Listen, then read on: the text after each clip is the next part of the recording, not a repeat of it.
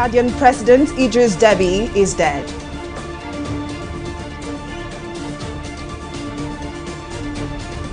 Long queues surface in Abuja filling stations.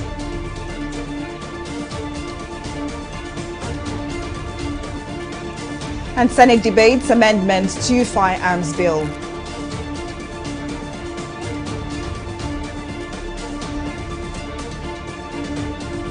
Thank you for joining us on News Now. I am Folashade Ogrinde.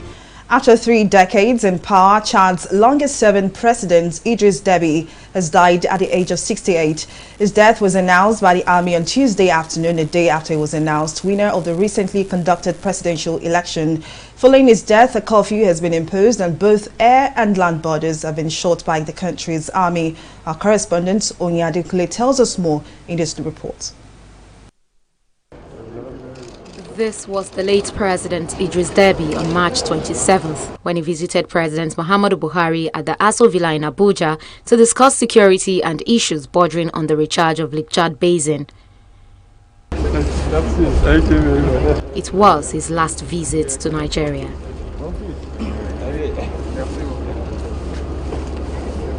"68-year-old Idris Deby has been president of Chad since 1990. He had just been re-elected for his 6th term in office after he emerged winner in the April 11th contest, which the opposition felt was undemocratic. But little was known that he wouldn't leave to rule for another term. Just hours after election results were announced, Idris Deby's death was also announced. Le Maréchal du Tchad. Chad's Marshal, the President of the Republic, Head of State, Supreme Leader of the Armies, Idris Deby Itno, just gave his last breath while defending the integrity of the territory on the battlefield. Sur le champ de bataille. Before his death, Deby earned a reputation as a key military figure in the fight against jihadist groups in the Sahel region of West Africa. In April 2020, the late Chadian president donned his military uniform again, joining the country's soldiers in the front line of the fight against Boko Haram terrorists after the insurgents dealt the heaviest blow to the Chadian military, killing over 90 soldiers. That operation, tagged Wrath of Bomo, was believed to be successful, and the president announced that Boko Haram had been completely removed from the Chadian territory. Afterwards, Deby was awarded the highest military rank of Field Marshal for his gallantry. 1 year after, Deby ventured to the battlefield again, and unfortunately this time, he never returned alive. According to the country's army, he died from multiple injuries sustained when he joined troops battling rebels who had launched a major incursion from their base in Libya. The army has since announced the dissolution of the government and parliament, and a military council led by Deby's 37-year-old son, Muhammadu Deby, a 4-star general, is expected to govern for the next 18 months. And now being joined by African Affairs analyst Achike Chude to tell us more about this sad incident. Now, can you tell us what is the implication of his death on peace efforts in the region? Well, obviously the details are still sketchy. I'm sure that in the days to come, a lot more will unravel with regards to how he died, and we hope that these details will not be something that will throw Chad into a deeper political crisis. Obviously, for somebody who has been in power for 30 years, just as he has been, he would have been in control of so many things in Chad, and so obviously his death is going to leave a very, very large vacuum, to fill, to be exceedingly very difficult. Of course, if we go by what happened with the former Ivorian president, Buhari, who died after many decades of being in power, and the subsequent crisis that erupted as a result of that. So I think that when a person has stayed for so long, he kind of controls a lot of the institutions of governance in his country, especially in Africa, where we are still practicing some level of quasi-democracy. And he was larger than life in Chad. A lot of the youths in Chad have not known any other leader except Idris Deby. and he had his hand in virtually all of the security situation in Chad. All of the international collaborations that Chad got into were done, by virtue of the way he inserted himself into some of these issues. So there's no way that it is not going to affect the peace process and some of the agreements, especially the international agreements he has had with more in other countries, like most especially France. He, of course, was very close to France, and then all the other agreements he had with other countries. So all of these things are going to impact seriously on Chad as a country and on the security. So it will depend again on the circumstances of his death. We understand that his son is going to take over from him. So we hope that somehow he would have passed on some details to the son about how he was able to do some of the things that he did.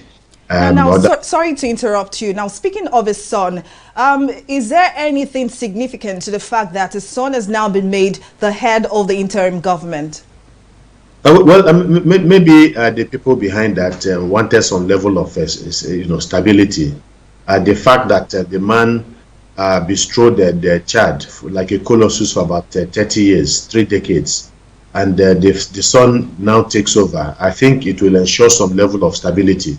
But that is not an indication that the son's leadership of Chad would go down well with some people, because the son can never be the father. But again, it depends on those that are backing the son. I want to believe that many of them will be allies of the father, so they will give the son all the support that is needed.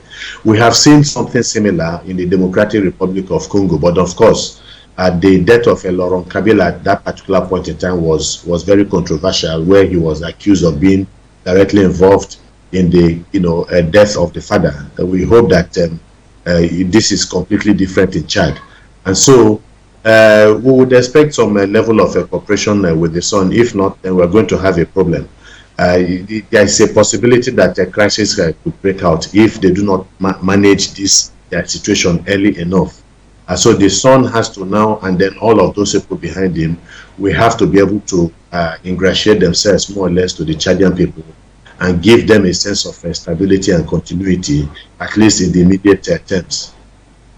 Many thanks to African analyst Achike Chuda for talking to us on News Now. Moving on, residents of the Federal Capital Territory, Abuja, on Tuesday woke up to long queues in filling stations. TV360's media crew observed that very few stations are selling petroleum products, while motorists have to wait long hours to get fuel. Mary Kanu tells us more in this report. Long queues, aggrieved motorists, black market sellers. These are all sights many Abuja residents came across on Tuesday morning. TV360 monitored the situation in Asokoro, Area 11, and the central area of the FCT, and the situation is the same. Long queues and desperate motorists who are ready to go through the rigors and get the products. Well, as you can see with my cake, I parked my car over there. I don't even know. I just came this morning to get some fuel from Total police station, but they are not selling. I want to go to the next station there by Asma. They are not selling. For now, I don't know what's the problem or the cause of the scarcity at the moment now. So I'll talk to you now. Yes, I'm up to 3 hours here, 3 hours, and the land is not moving. And I'm so tired that I'm staying here now. Don't know what's the problem of the fuel. I didn't hear any announcement. If not to add money, let them add money so that we'll see the fuel and buy. People are suffering. Yeah? Since morning, I have never eaten anything. That's the issue, is it? I'm signing on it. Have you tried another police station? Maybe there's fuel. No, since I'm just coming from Malaba, Nyanya, there's no way. The only 2 police stations they are selling in the morning when I'm coming there. I decided to come and queue here because I know this place, they will have enough fuel that I will get whenever, anytime, before 4 o'clock, maybe we will get. That's why I'm going to queue here. The tanker drivers had withdrawn their services following the failure of the Nigerian Association of Road Transport Owners to negotiate the renewal of their collective bargaining agreement for new working conditions for the drivers. But the Nigerian National Petroleum Corporation (NNPC) convinced the leadership of the petrol tanker drivers to shelve its strike, which was already causing queues build up in filling stations in Abuja. The reason why I'm here is because of the fuel. You can see everybody's on the queue for fueling. And I think if I'm not waste time here, I've wasted like 4 or 5 hours. And looking at the situation of things now, if I could get this fuel, if I can get it around 5, 6, then I'm lucky. If not, I don't actually know what is wrong with this country. Because as it is now, if they want to increase the pump price, let them tell us that this is the pump price. Let's have this fuel. If they don't, if there is no any issue on it, then let them give us fuel. We are here since morning. Since 6 o'clock. I joined this queue. So now it's almost 12:30. I was this line. So we don't know what is the problem of this country. This our president is supposed to be should be patient and settle all this matter, because we don't know what caused this problem. Because people that are talking about these tanker people, they are going for strike. So I beg you should help us and make sure this thing they don't finish from today. As far as I'm concerned, it's sudden, because as at yesterday, the queue wasn't here. But I woke up this morning to now run into this queue, and I've been here since 8 in the morning. The Nigerian National Petroleum Corporation has, however, dispelled rumors of price increase. NNPC says it will not increase the ex-depot price of petrol in May. The Group Managing Director, Mele Kyari, made this known at the end of a closed-door meeting with petroleum transport drivers, National Association of Road Transporters Owners and Oil Marketers in Abuja. Mary Kanu, TV360, Abuja. The Nigerian Senate is advocating for stiffer penalties for anyone caught in possession of firearms not legally procured in Nigeria. This came to the fore at a one-day public hearing on the bill to curb the proliferation of illegal arms in the country, organized by Senate Joint Committees on Judiciary, Navy and Marine Transport at the National Assembly Complex in Abuja. TV360's Mary Kanu reports. Insecurity is a major challenge Nigeria is facing, and this has been heavily linked to proliferation of small arms and weapons in circulation in every part of the country. Nigeria's upper legislative chamber is looking for ways to checkmate illegal arms in possession of many Nigerians. This is the reason for the bill for the amendment of the Firearms Act of 2004. Sponsor of the bill, Senator Uba Sani, says the aim of the proposed amendment is to curtail the proliferation of illegal arms and effectively address some of the security challenges currently plaguing Nigeria. This bill seeks to impose stiffer penalties for offences in the Principal Act and provide for destruction of firearms imported illegally into the country or in the possession of individuals without valid license. The main aim of the proposed amendment is to curtail the proliferation of illegal arms and bring the existing law in line with global best practices. Nigeria is one of the countries experiencing some of the most devastating effects of the proliferation of illegal weapons as a result of spillover effects of the crisis in Libya and Mali, as well as unresolved internal conflicts in parts of the country such as Northeast, Niger Delta and other regions. We therefore need a legislation that will provide for stringent punishment to deter perpetrators of these illegalities. Earlier in his speech, the chairman of the Senate Joint Committee on Judiciary, Navy and Marine Transport, Senator Bamidele Okpeyemi, submitted that it is necessary to put legislative measures in place to address the proliferations of illegal firearms in the country in view of the rising spate of armed robbery, armed banditry, insurgency and insecurity generally across the country.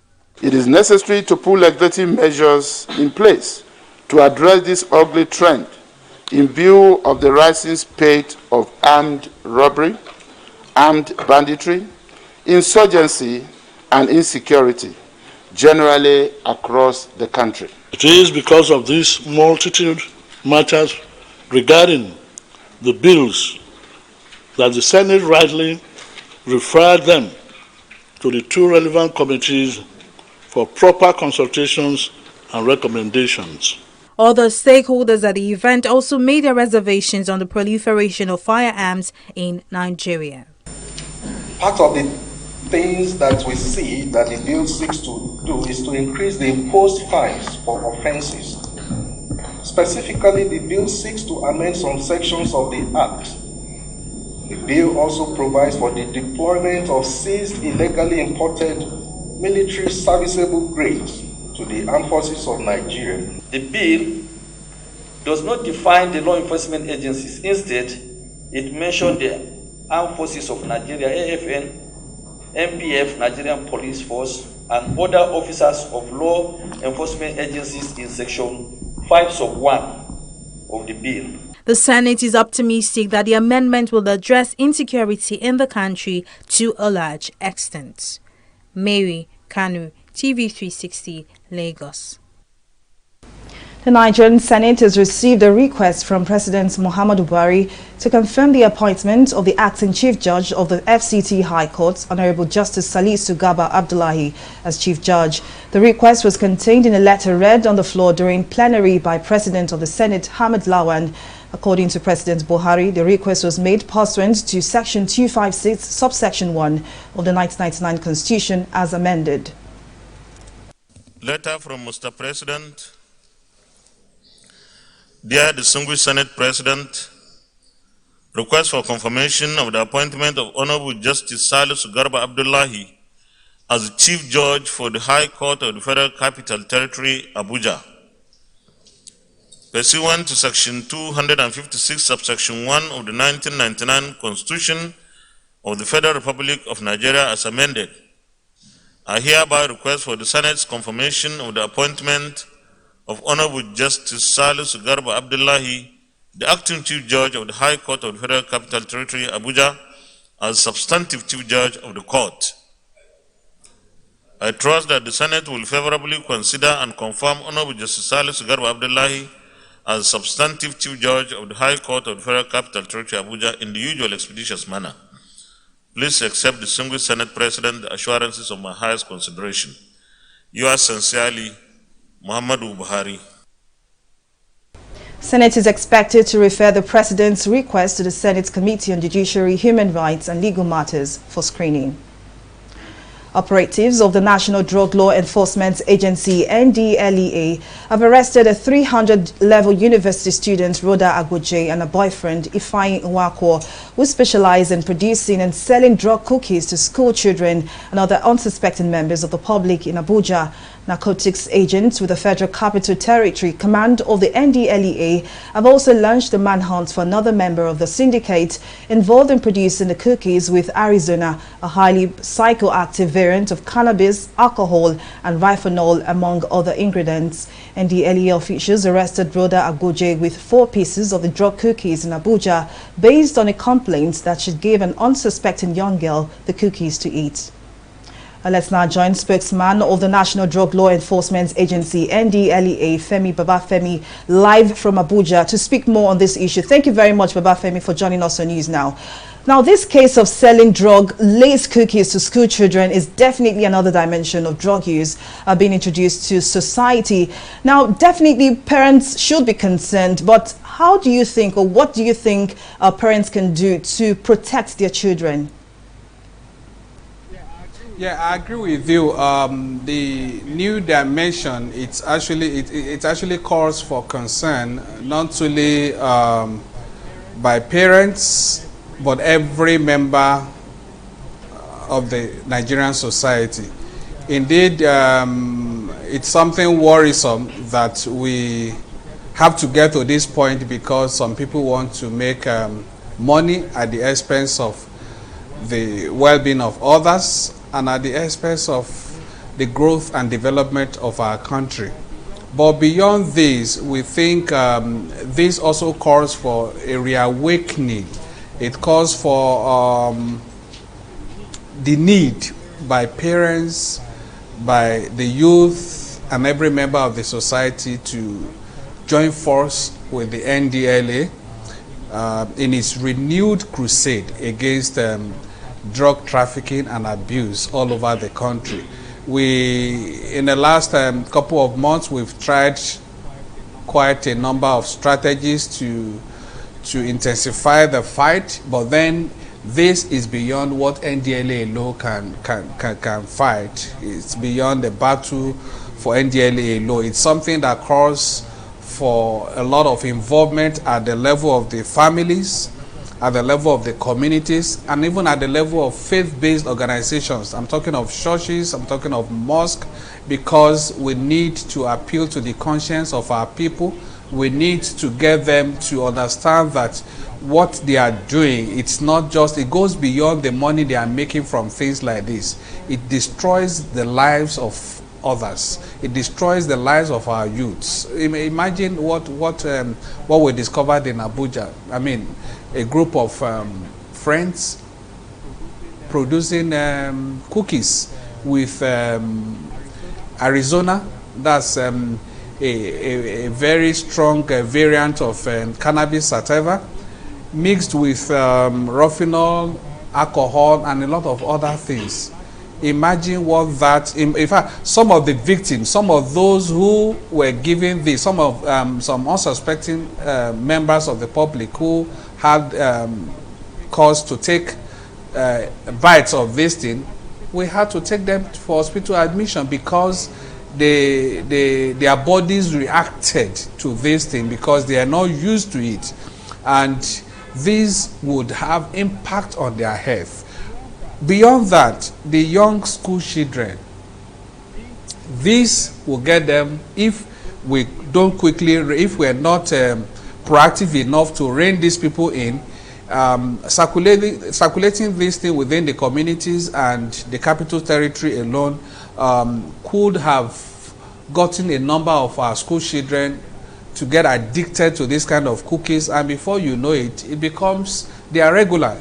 And don't forget that nobody who is on drug maintains a normal behavior. What this means is there is a negative impact on our national security. Now, Mr. Babafemi, it seems the NDLEA has stepped up its manhunt for drug pushers in recent times because virtually every week there is a story of an arrest by the agency. Could you briefly tell us more about this?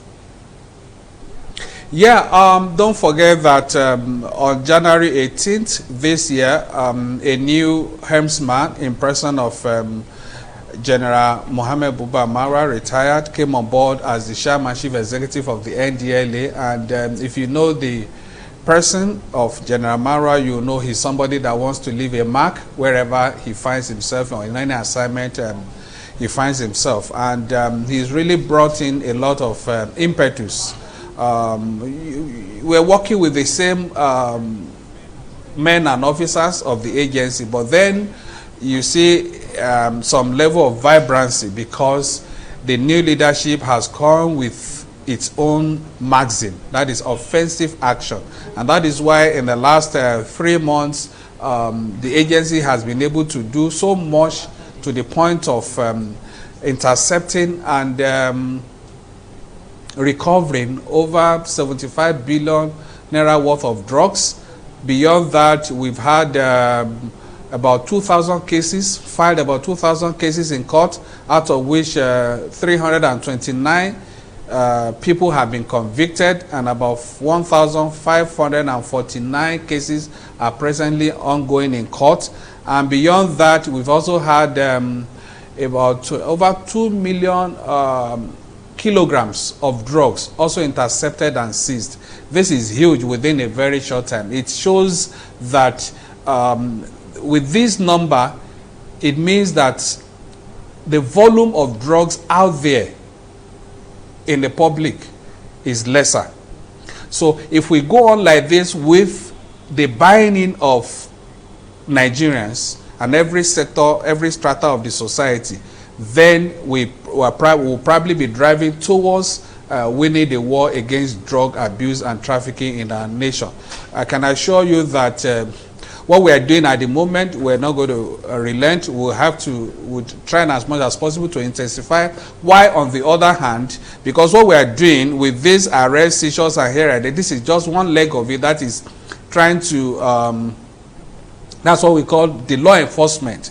But then we also have the other segment, that is the drug demand reduction, which has to do with advocacy, it has to do with preventive, applying preventive measures, so that out of about 200 million Nigerians at the moment, we have about 15 million on drugs, but the majority of over 185 million, they are not on drugs here. So we need to do everything to make sure that these people also don't get hooked on drugs. So that is why we are asking and appealing to our people to buy in, take ownership of this fight so that together we can prevent our young ones, our school children, our youths, and everybody from falling into the ring of drug users. NDLEA, Mr. Femi Babafemi, for speaking to us on News Now. We take a pause here, but still to come, Nigeria records 70 new COVID-19 cases. All this and more after the break.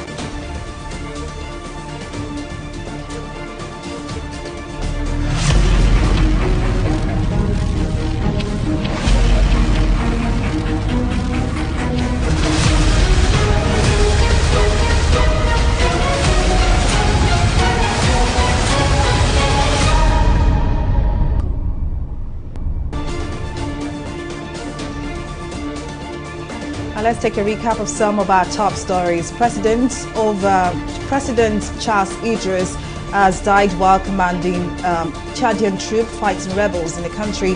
He just won another election to extend his 5th term in office. Debi's son, Muhammadu was named interim president by a transitional council of military officials. We also told you that residents of the Federal Capital Territory, FCT Abuja, on Tuesday woke up to long queues in filling stations. A very few stations are selling the products while motorists had to wait long hours to get fuel. In case you missed any of our news bulletin, but for more updates, do log on to our website at www.tv360nigeria.com. You can also follow us on our social media platforms on Twitter, Instagram, YouTube, and Google Plus at TV360 Nigeria. On Facebook, we are at TV360 Online.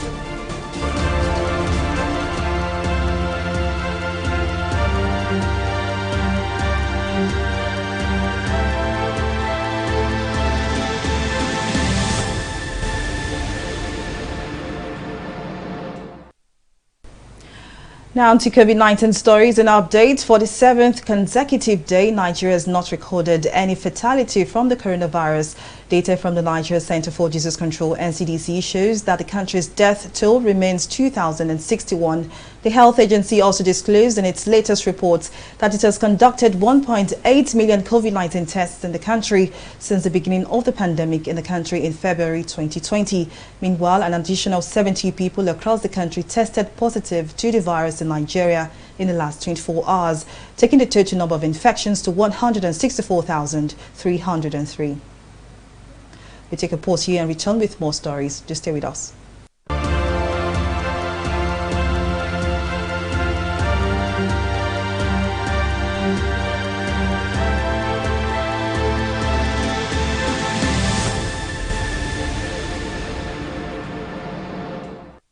In the last 3 years, we have built a multi-purpose center, which is the envy of all in our constituency. And I can tell you that the people who are living there are already enjoying it. Guy, do you think what this man just said is true? See, I seriously doubt. I'm sure it's one of those their silly lies. And wait, do you know there's a way to find out if these things he's saying is true or not? This is the Construct app. It gives people like us a sure way to track implementation of constituency projects. It gives valid and verified information on location of projects, amounts allocated, amount funded, the level of job done, and even the profiles of concerned legislators. You and I can post directly on this app. Are you serious? This is the Go-To app if you want to know how our Commonwealth is being expanded by the government. Wow. Let's even see if what this man said is true. Show me. The Construct app is developed by Other Paper Nigeria with support from USAID and is available on both Google Play Store and Apple Store. And it's true. Of course, I told you.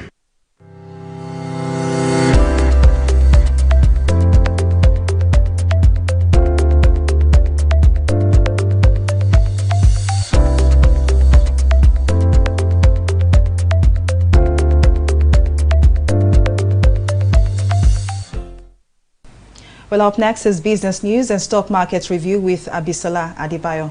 Thank you very much, Folashade. Welcome to Business News.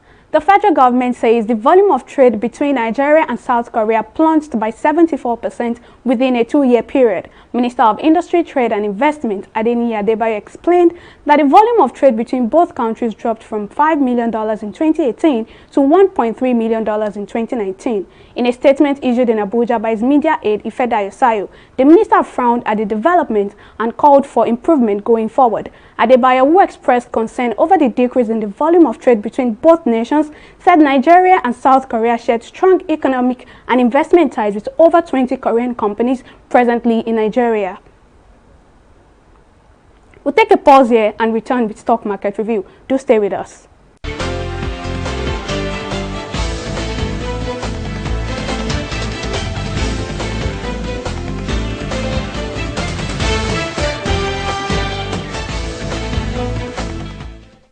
Welcome back. Nigerian equities closed the day on a positive note as early first quarter earnings spurred investors' interest in quoted shares as the all-share index recorded a 0.43% increase to close the day at 39,015 basis points. Market capitalization also recorded over 80 billion naira to close at 20.418 trillion naira. The overall market situation was driven by price appreciation in medium and large capitalized stocks including Uniflower, PZ Cousins, Sovereign Insurance Trust and NEM Insurance PLC. They recorded a combined 75 kobo increase.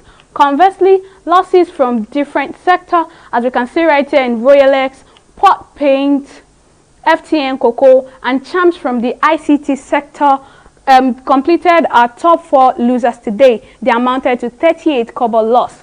Moving on now to our market summary. At the close of trading today, that's our market summary. At the close of trading today, 339 million shares valued at 2 billion naira were traded in 4,203 deals. On the foreign scene, that's our FTSE, the Nikkei and the Dow Jones. They are all in the negative territories rather.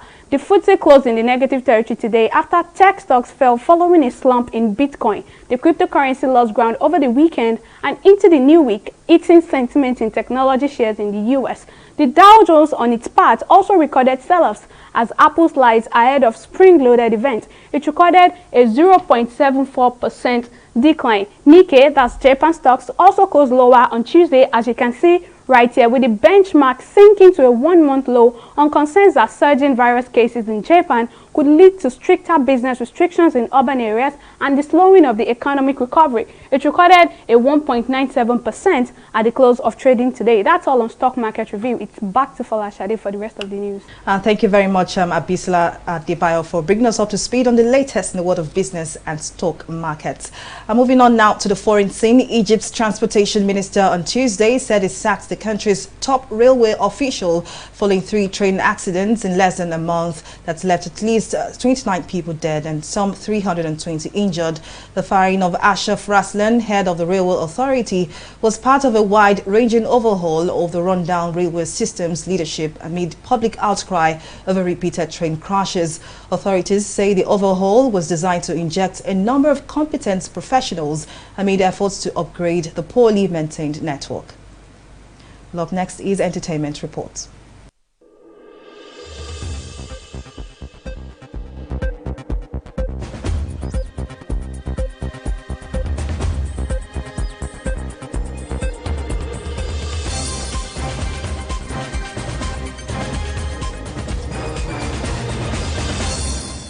Star comedian Bovil Gboma has debuted the first look at his collaboration with Film One, a comedy feature film titled My Village People. Rooted in African folklore, the Niya Kimolayan directed and Bovil scripted dark comedy follows the story of Prince, a young man whose frivolous lifestyle and weakness for women lands him in a bizarre love triangle involving a coven of witches. Principal photography for the feature film kicked off in January with a star-studded cast including Nkem Owo, Ada Ame, Binta Ayo Mogaji, Charles Noje, Rachel Oniga, Akanani, Zuba Michael, Sophia Alakija, Theresa Edem, and Big Brother Nigeria reality star Venita Akpofure. Emanuela has made her first international feature film debut in the Daniel Okoduwa and Mike Kang multiple award-winning action drama Survive or Die. Shot in Australia in 2018, the award-winning comedian appeared in the film as a guest star alongside its major cast. Survive or Die follows the story of Shade, a 16-year-old refugee whose escape from a war-torn African country lands in a remote and uninhabited part of Australia. The film went on a 2-year festival tour before its 2020 and 2021 release on Amazon Prime and YouTube respectively. And that is all that's felt for you in the entertainment segment of News Now.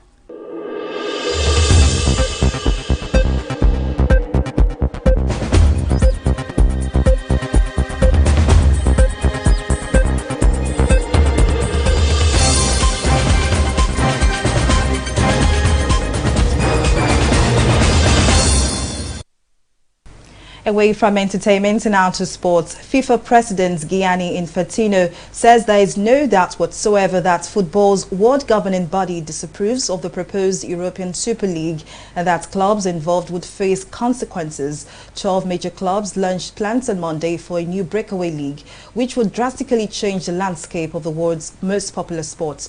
UEFA said the teams would be banned from domestic and other European competitions, including the Champions League. Well, it's a wrap on our news bulletin. Thank you for watching. I am Folashade Ogurinde.